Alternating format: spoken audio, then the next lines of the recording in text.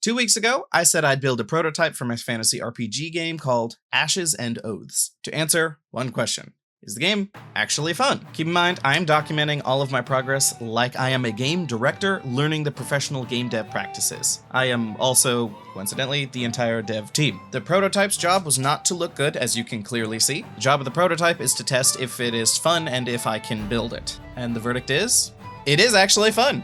The prototype completely worked. I was in my first iteration of testing the complete prototype with all of the mechanics going back to back, and I wasn't really loving it.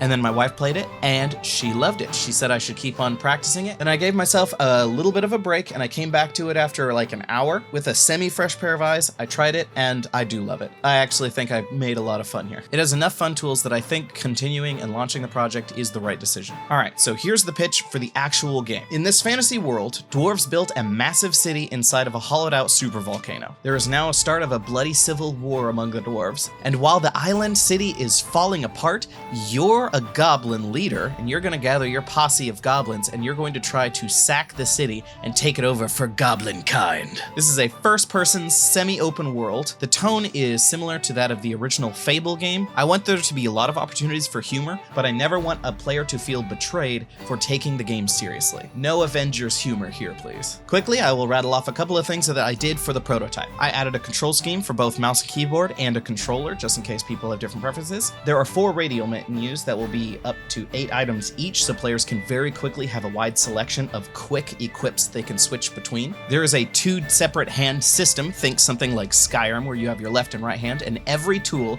will have a click function and a hold function. Think like spells that can charge or shoot off a bolt. Or think like a crossbow, you can hold function to load it or aim it, or you quick function to just quickly fire off a bolt. Next, the grappling hook system. I feel so strong about this. This is the single biggest reason that I'm continuing with making the game. Grappling hook feels amazing when you get good at it. Plus, every game needs a grappling hook. Next is the mana system. Mana recharges like a normal mana bar that you've seen in any other game. But I added mana surges. Those are the 3 dots you see on the bottom. You can use a mana surge to refill some of your mana, or it'll overcharge your mana if you use it while you're already full. As there's a lot of spells that I'm going to add that will be like charging up and then do a big blast, I am intentionally going to have spells that will cost more than your mana bar so that you have to overcharge to cast certain big spells. The spells that I'm testing for the prototype are things like a fire bolt versus a charged fireball, or ice bolt versus a charged ice ball. Fire deals a lot more damage but is a lot more costly.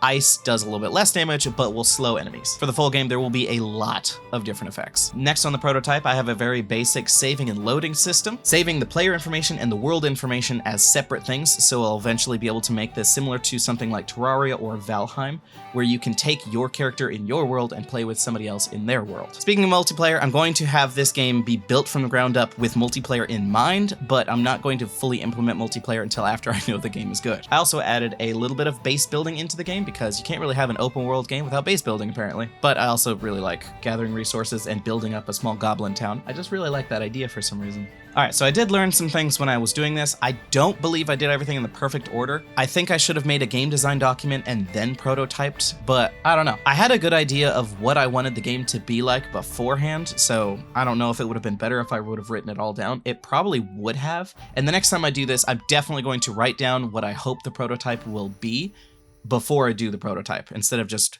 throwing random stuff in there. To be fair though, I've had this game in my head for over 2 years now, and it's constantly changing. The next challenges that I face are turning these random mechanics into an actually satisfying gameplay loop, and the visuals. Obviously, everything is gray box programmer art right now, so the next step that I'm building is called a beautiful corner. This is a less popular but a real game developer step to just make a visual part of the game. There's going to be absolutely no mechanics that work on it, but it's to test to see what the team, me, is actually capable of doing. What I'm hoping this will prove in the beautiful corner is the visual style. I want to pull off a somewhat serious tone, and I want to set proper scale. And I'm giving myself, once again, 2 weeks to complete this next step. Once again, I'm building this like a professional project. I'm making mistakes, fixing them, I'm turning a prototype into a real RPG, and I'm trying to think about everything like a game director.